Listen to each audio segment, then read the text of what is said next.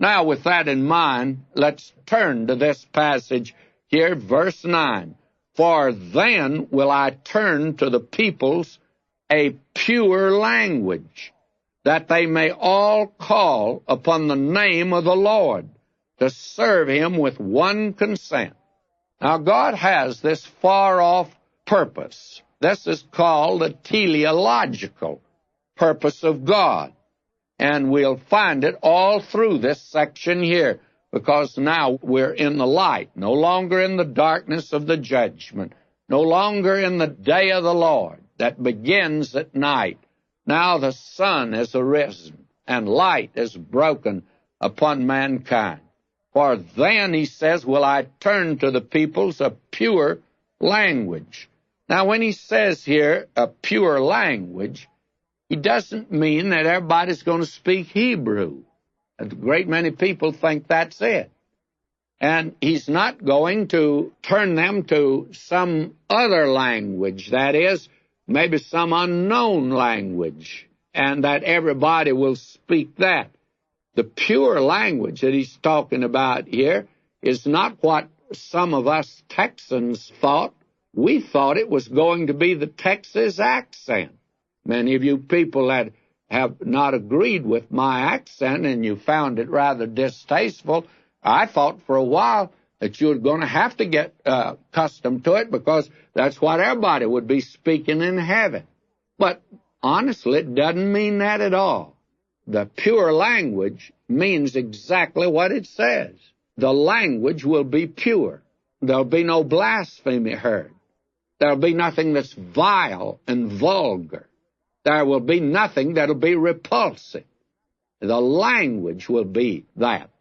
We had a neighbor one time. She was a very big-hearted woman in many ways, and she was unsaved, and she had not only a mean tongue, she had the vilest tongue that I think that I've ever heard.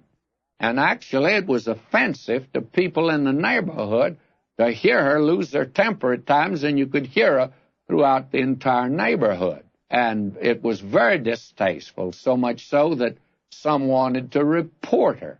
Well, in heaven, friends, there'll be nobody to report, because it's going to be just exactly what this says. A pure language will be pure in thought, word, and deed there.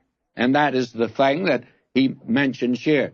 And they'll call upon the name of the Lord, and they'll serve him with one consent. There'll be no rebellion against God in that day. Heaven, friends, is going to be really a nice neighborhood to live in. It's going to be a glorious place.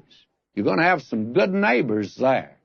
Now, verse 10, from beyond the rivers of Ethiopia, my suppliants, even the daughter of my dispersed, shall bring mine offering. Now again, here is a verse of Scripture that has been variously translated or interpreted, and they come up with all sorts of interpretations that the ark is down in Ethiopia and that it's going to be brought up to Jerusalem at this time. Well, I don't think that that is the thing that he has in mind here at all. It does mean that Ethiopia as a nation will enter the millennial kingdom. I believe that is the thing that is important for us to see. And their offering, of course, will be the offering that Christ made.